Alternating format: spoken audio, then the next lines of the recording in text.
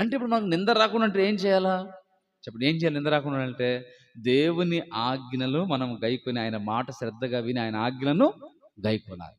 అంటే మూడో సందర్భం ఏం చూపిస్తుందంటే, దేవుని మాట ఎవరైతే శ్రద్ధగా వింటారో వారు వినటమే కాదు, వినిన తర్వాత దేవుని ఆజ్ఞలు గైకొంటారో, అంటే దేవుని ఆజ్ఞల ప్రకారం చేస్తారో, వారి మీదకు దేవుడు ఏం రానీడు?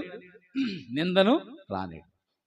ఒకవేళ వచ్చిన దేవుని నిమిత్తం వచ్చిన అది నిందలే కాదు, తొలగించి వేస్తాడు. దైవికమైన వాటి కొరకు, దేవుని కొరకు. అందుకే అన్నాడు నిందించబడకుండా ఉండాలంటే మూడోది, మనం దేవుని మాట శ్రద్ధగా విని ఆయన ఆజ్ఞలను గైకున్నప్పుడు దేవుడు మన మీద కానీ లేదా ఎవరు కూడా మన మీద నింద మోపటానికి వీలు లేకుండా. ఒకవేళ దేవుని ఆజ్ఞలు గైకొనలేదనుకోండి, మనం దేవుని మాట వినలేదనుకోండి, ఇప్పుడు దేవుని ఇశ్రాయేలు గురించి తర్వాత ఏముంది తెలుసా? కొంతమంది గైకొన్నారు, కానీ ఉదాహరణకి యెహోషువ, కాలేబు గైకొన్నారు. వాళ్ళు చక్కగా దేవుని మాట విన్నవారు, అందుకే వాళ్ళ గురించి దేవుడు సాక్ష్యం ఇచ్చాడు.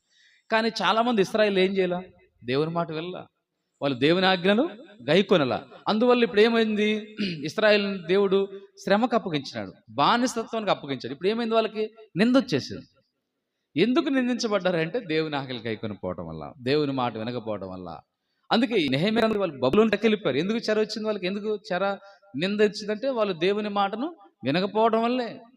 అందుకే 70 సంవత్సరాలు చెర వచ్చింది. అనేక సందర్భాల్లో దేవుని ప్రజలకు ఎందుకు శ్రమలు, నిందలు, అవమానాలు వస్తాయంటే దేవుని మాట వినకపోవడం వల్ల కూడా, దేవుని ఆజ్ఞలు గైకొనకపోవడం వల్ల కూడా అలాగే నిందలు, శ్రమలు వెళ్ళే పరిస్థితులు వస్తాయి. ఒకవేళ మనం గైకొని ఆ ప్రకారం చేసినామా, అవి నిందలు వచ్చినాయి, అవి సంతోషమే, అవి దేవునికి మహిమ. కారణం ఏంటంటే దేవుని మాట విని దేవుని ఆజ్ఞలను గైకొనుట ద్వారా వచ్చే నిందలు వేరు, గైకొనకుండా దేవుని ఆజ్ఞలను గైకొనకుండా ఆయన మాట వినకుండా వచ్చే నిందలు వేరు.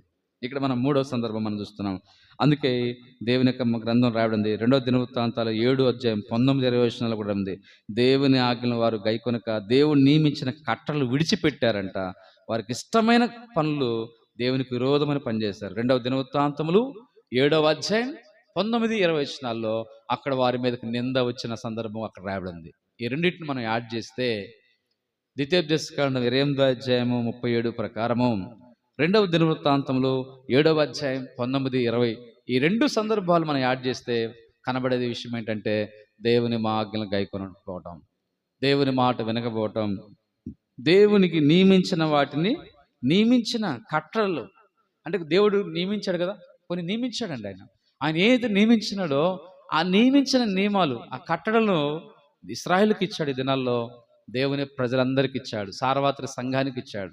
దేవుని ప్రజలకు మనకు కూడా ఉన్నాయి, నియమాలు ఉన్నాయి, కట్టడలు ఉన్నాయి, ఆజ్ఞలు ఉన్నాయి. అయితే ఏంటో మనకు తెలుసా? వాటిని మనం ఎరుగుదుమా?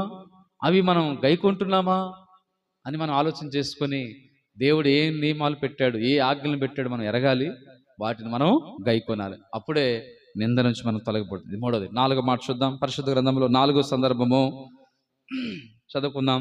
చదవండి. 1 సమూయేలు గ్రంథం 17వ అధ్యాయం. నింద తొలగించబడాలంటే ఏం చేయాలా? ఇక నింద రాకుండానట్లు, నింద ఎందుకు రాబడుతుంది, నింద ఎందుకు మోపబడుతుంది, మనుషుల ద్వారా నింద మోపబడుతుంది. కొన్ని సందర్భాలు దేవుడు కూడా ఇలాంటి పరిస్థితుల్లో మనం ఇశ్రాయేలు చేసినప్పుడు వారిని కూడా నిందించబడిన ప్రజలుగా దేవుడు హెచ్చరించాడు. చూడండి, 1 సమూయేలు 17వ అధ్యాయం 26వ వచనం చదవండి. దావీదు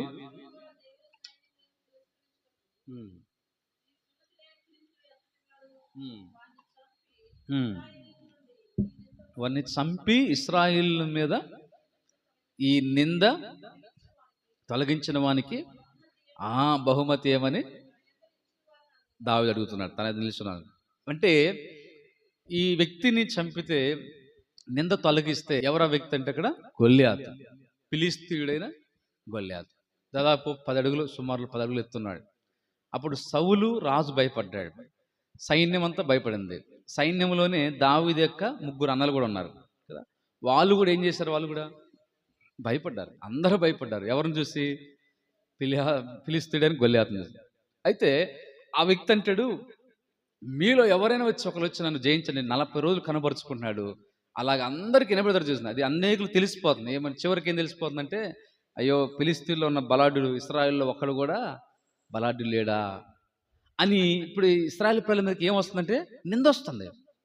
అందుకే ఈ నింద తొలగించిన వానికి బహుమతి ఏంటి అంటాడు దావీదు.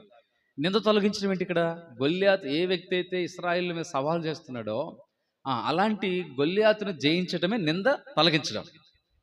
ఒకవేళ ఎవరైనా రాలేదనుకోండి, ఇంకా అతను గొల్లియాతు అలాగ కనబరుచుకుంటూ అలాగ మాట్లాడుతుంటే అది అంతటా తెలిసిపోయి చివరికి ఏమనిపిస్తుంది, ఇశ్రాయేల్లో ఒక్కరు కూడా లేరని నిందించదని.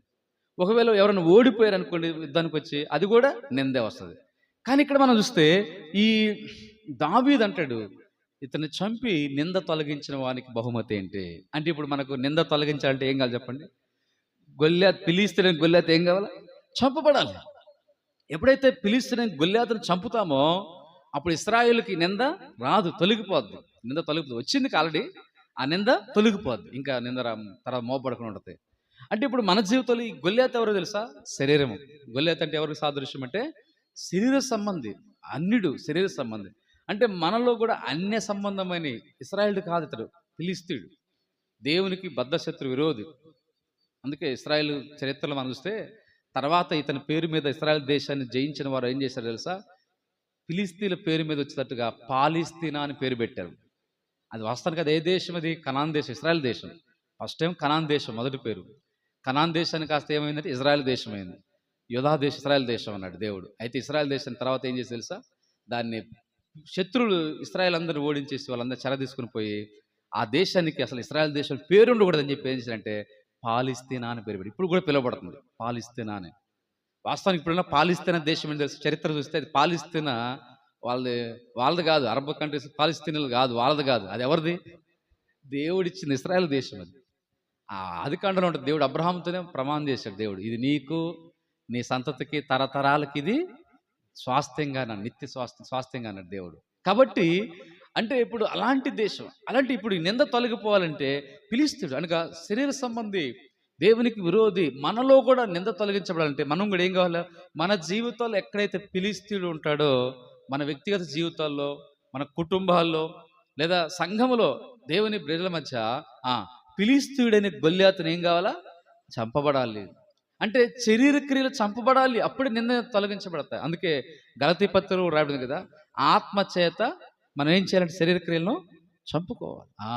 గలతీ పత్రికలో ఉంది, శరీర కార్యములు స్పష్టమై ఉన్నవి, అవేంటో లిస్ట్ ఇవ్వబడింది. ఆత్మ ఫలం ఏమనగా కింద 22వ వచనం ఉంటుంది, 22 పైగా ఏమో శరీర కార్యాలు ఉంటుంది. రోమపత్రిక 8వ అధ్యాయంలో ఏమంటే ఆత్మానుసారులే మనసు, ఆత్మానుసారులు ఆత్మీయ మనసు ఉంచుతారు, శరీర విషయం మీద మనసు ఉంచుతారు, ఆత్మచేత శరీర క్రియలు ఏం చేయాలంట? చంపుకోవాలి. అది కాబట్టి ఇప్పుడు మనం ఆత్మతో అంటే ఆత్మీయంగా దేవుళ్ళు ఎదుగుతూ, ఆత్మీయంగా బలపడుతూ శరీర క్రియలు మనం చంపేసుకోవాలి. అప్పుడు మనం నింద రాదు. ఒకవేళ ఉన్నా కానీ ఆ నింద ఏమైంది? తొలగించబడాలి.